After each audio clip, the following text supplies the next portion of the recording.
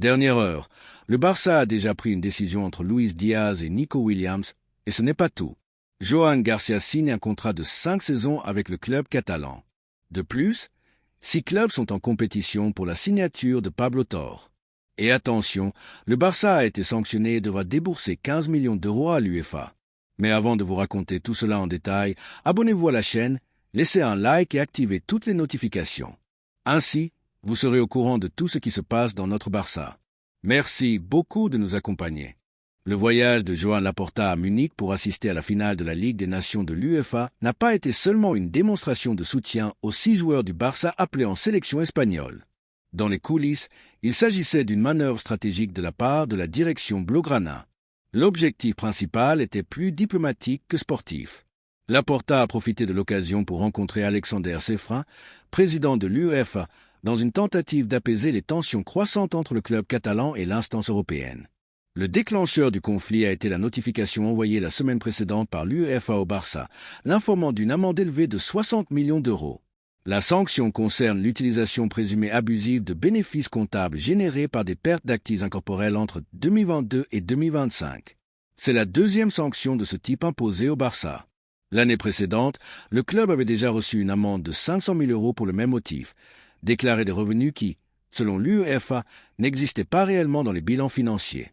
Le Barça a contesté l'accusation devant le tribunal arbitral du sport, TAS, mais a perdu l'appel en octobre de l'année dernière lorsque l'organisme a donné raison à l'UEFA et a averti que de nouvelles sanctions pourraient être encore plus sévères. C'est ce qui s'est passé. La nouvelle pénalité est arrivée renforcée, mais avec une lueur d'espoir, l'amende de 60 millions pourrait être réduite à 15 millions d'euros si le club parvient à passer l'été sans nouveau problème avec le fair-play financier de la Ligue. Le cœur du conflit tourne autour de la vente d'actifs comme Barça Studio. L'UEFA ne reconnaît pas ces transactions comme des revenus opérationnels légitimes, mais comme des mesures extraordinaires qui déséquilibrent le marché.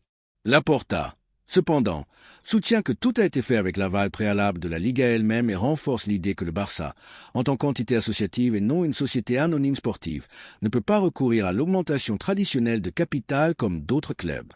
Pour équilibrer ses finances, le Barça dépend de la monétisation de ses propres actifs et de l'approbation préalable des membres. Le président catalan sait que, en plus de défendre le club institutionnellement, il doit maintenir l'équilibre budgétaire. La direction parie sur le fait que l'excellente saison dirigée par Hansi Flick, combinée au départ stratégique de joueurs comme Clément Langlais et Ansuman Fati, ainsi qu'à la vente de 475 sièges VIP dans le nouveau Spotify Camp, générera suffisamment de liquidités pour clôturer l'exercice 2024 à 2025 en positif.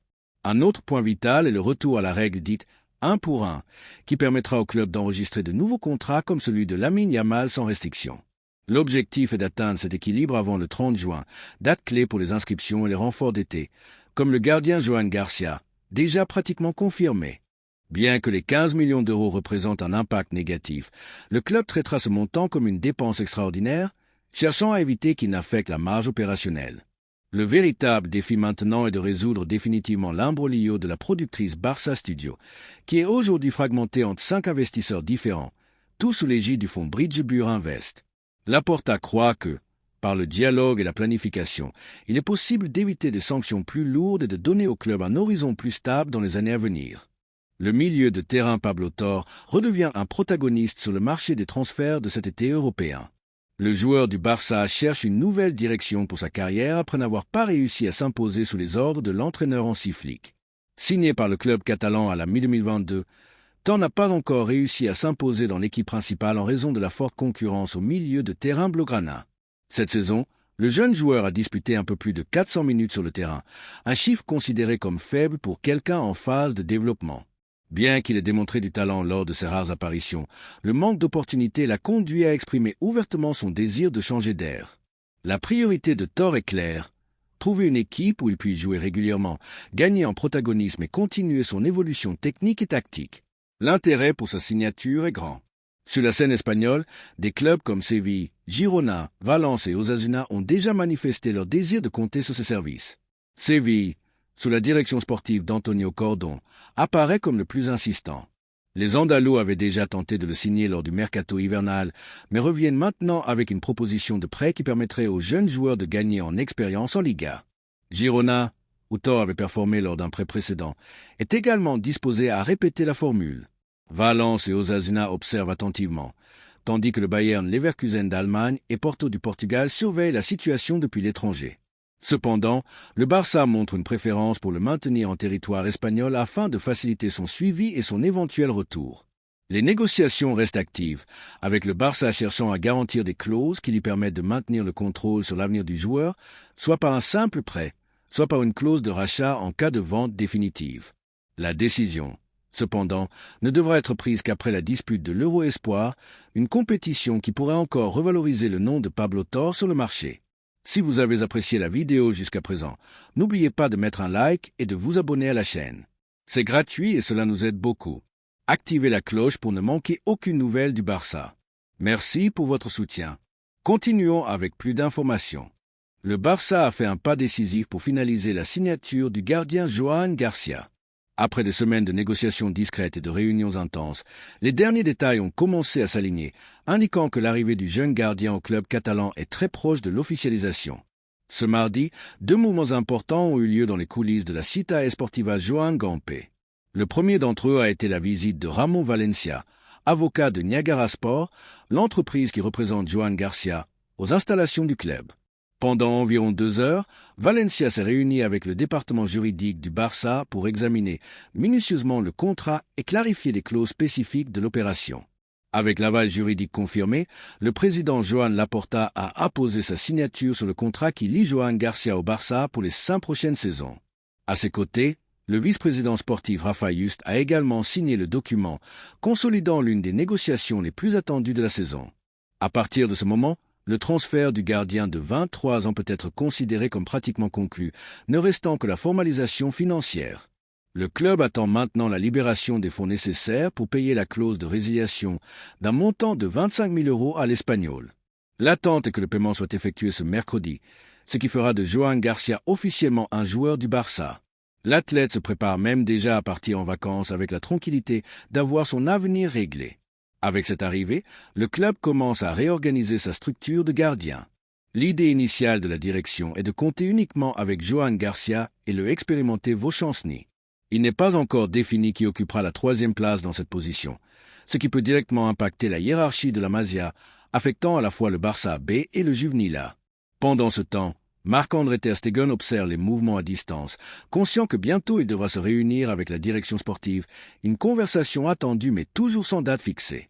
Après une bonne performance en Ligue des Nations avec la sélection espagnole, le nom de Nico Williams a de nouveau circulé parmi les journalistes et les commentateurs comme un possible objectif du Barça. Beaucoup ont affirmé que le jeune attaquant aurait reconquis l'intérêt du club catalan. Cependant, la réalité en coulisses est très différente. Malgré sa récente performance, le Barça ne prévoit pas de relancer la course pour Nico. La priorité reste une autre, le Colombien Luis Diaz du Liverpool. La planification sportive du Barça pour la saison 25 à 26 est menée avec prudence et clarté. Après avoir finalisé la signature du gardien Joan Garcia, la direction concentre ses efforts sur l'arrivée d'un nouvel ailier gauche qui puisse apporter une qualité immédiate à l'effectif. Et bien que le bon moment de Nico Williams soit évident, les responsables du football au camp maintiennent leur attention sur Luis Diaz. Selon le journal Mundo Deportivo, les dirigeants culés considèrent le Colombien comme la meilleure option disponible sur le marché. L'un des principaux motifs est la posture du joueur lui-même.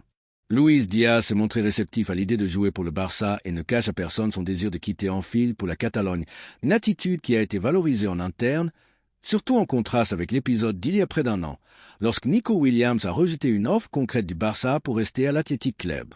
C'est précisément ce point qui génère encore de la méfiance.